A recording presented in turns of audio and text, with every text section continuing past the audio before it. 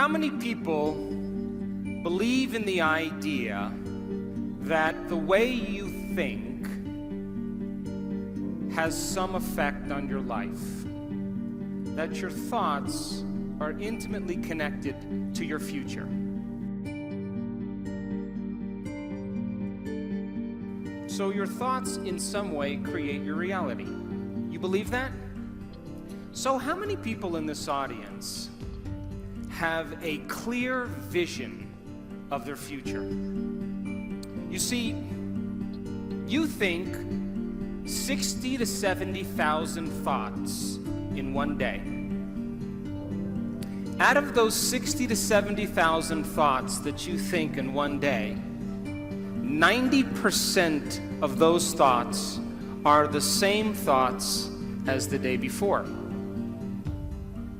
So if you believe that your thoughts somehow are connected to your life, then the same thoughts always lead to the same choices.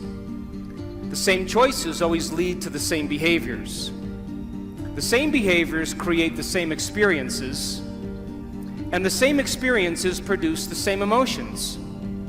And those very same emotions drive the very same thoughts. And your biology, your neurocircuitry, your neurochemistry, your neurohormones, and even your genetic expression is equal to how you think, how you act, and how you feel. And how you think, how you act, and how you feel is called your personality. And your personality creates your personal reality. That's it. So then, if you wanted to create a new personal reality, a new life, then you would have to start thinking about what you've been thinking about and change it. You would have to become aware of your unconscious thoughts and observe them. You would have to pay attention to your automatic habits and behaviors and modify them. And you would have to look at the emotions you live by every single day that are connected to your past and decide if those emotions belong in your future. You see, most people try to create a new personal reality as the same personality, and it doesn't work. You literally have to become someone else. So your brain is organized to reflect everything you know in your life. Your brain is a record of the past. It's an artifact of all the things you've learned and experienced to this moment. So if you wake up every morning and get out of bed on the same side, shut the alarm clock off with the same finger, shuffle into the bathroom and use the toilet like you always do, go and get a cup of coffee and drink coffee out of your favorite mug, then get in the shower and wash yourself off in the same routine way, drive to work, get to work, see the same people that push the same emotional buttons, do the same things that you've memorized and do so well, then hurry up and go home, and hurry up and check your emails, and hurry up and check your Facebook, then hurry up and go to bed. Here's my question. Did your brain change at all that day? We could say that you were thinking the same thoughts, performing the same unconscious actions, living by the same emotions, but secretly expecting your life to change. So there's a principle in neuroscience. And the principle says, nerve cells that fire together wire together.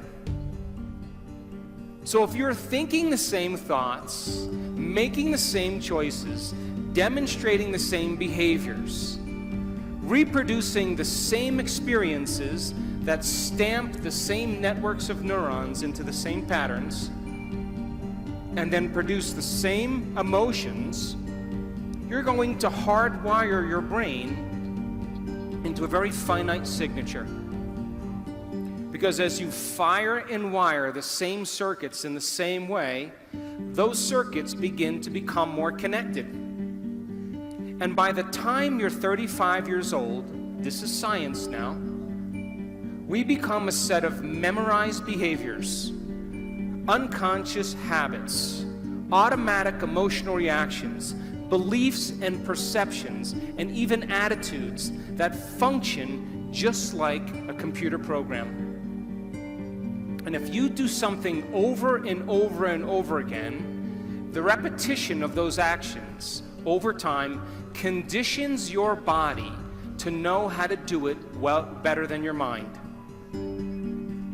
And a habit is when your body knows better than your mind, where you've done something so many times that the body now knows how to do it better than the brain.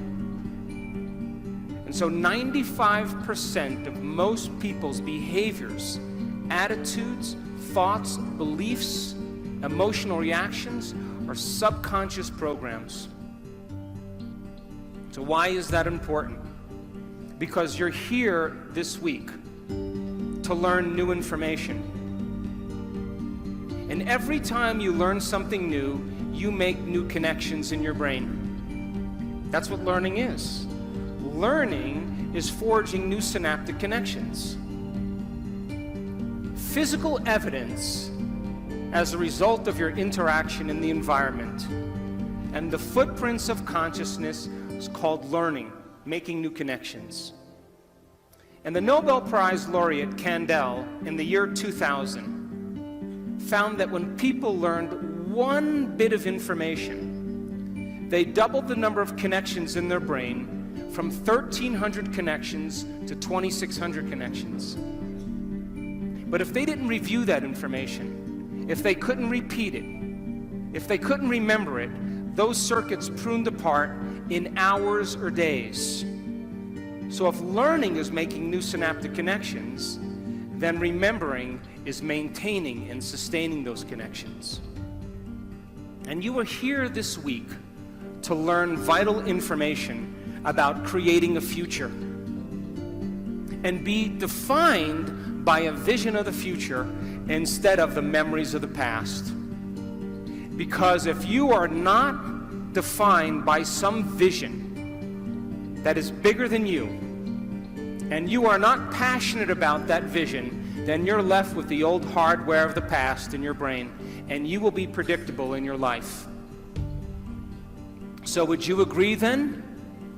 New thoughts, new information should lead to new choices. New choices should lead to new behaviors.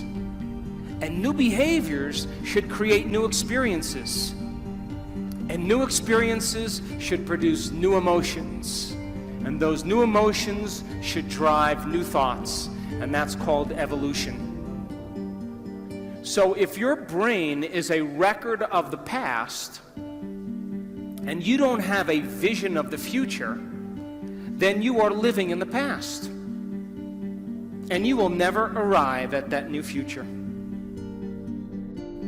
So then if you wake up in the morning and you are not being defined by a vision that's bigger than you, and it doesn't get you out of bed and inspire you into possibility, and you get up living from the old hardware of the past and the old emotions stored in your body, do you know what's going to happen to you? You're going to wake up and you're going to open your eyes and you're going to see the same people and go to the same places and do the exact same thing at the exact same time. And the moment you open your eyes, all of a sudden now, it's your external environment that's controlling how you think and feel.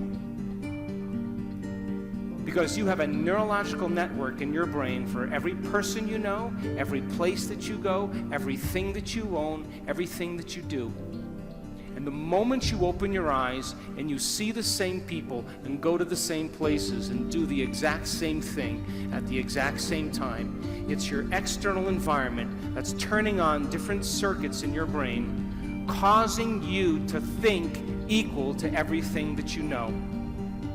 And you told me you believe that your thoughts have something to do with your destiny. And as long as you're thinking equal to your environment, you keep creating the same life.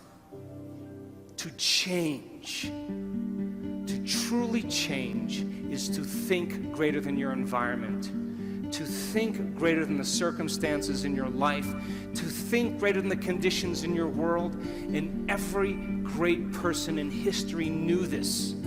Whether it was Mahatma Gandhi, Martin Luther King, the Wright brothers, Joan of Arc, they all had a vision. Couldn't see it, couldn't smell it, couldn't taste it, couldn't feel it, but it was alive in their mind.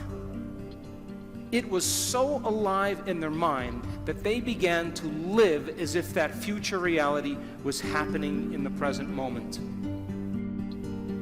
And so the moment you stop making the same choices that you always make, get ready, because it's going to be uncomfortable. And that's the moment you're heading towards the new self. And we call it stepping into the river of change. But now, remember, 95% of who you are is your body as the mind. You know, you've done something enough times that your body does it better than your brain. So you may actually complain unconsciously because your body does it all the time.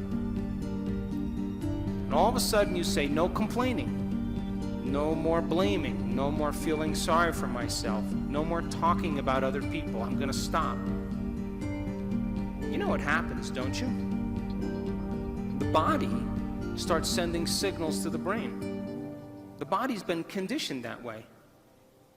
And all of a sudden, you start hearing the thoughts in your head that say, why don't you start tomorrow? Tomorrow's a better day. This is too hard for me, I can't change. Something's wrong with me, it's my mother's fault. It's my ex-husband's fault. It's my ex-wife's fault. I'm this way because of this event. Or the most important one, this doesn't feel right. And the moment you respond to that thought as if it's true, that thought leads to the same choice, which leads to the same behavior, that creates the same experience, that produces the same emotion, and the person says, this feels right.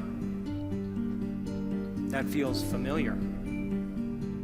Going from the old self to the new self, stepping into that void, stepping into that uncertainty, is the biological, the neurological, the chemical, the hormonal, genetic death of the old self. And people will say to us, well, in that unknown, I can't predict my life or my future. And we always say the same thing to them. The best way to predict your future is to create it, not from the known, but from the unknown. And when you and I get comfortable in the place of the unknown, that's where the magic happens. And it never happens in the known.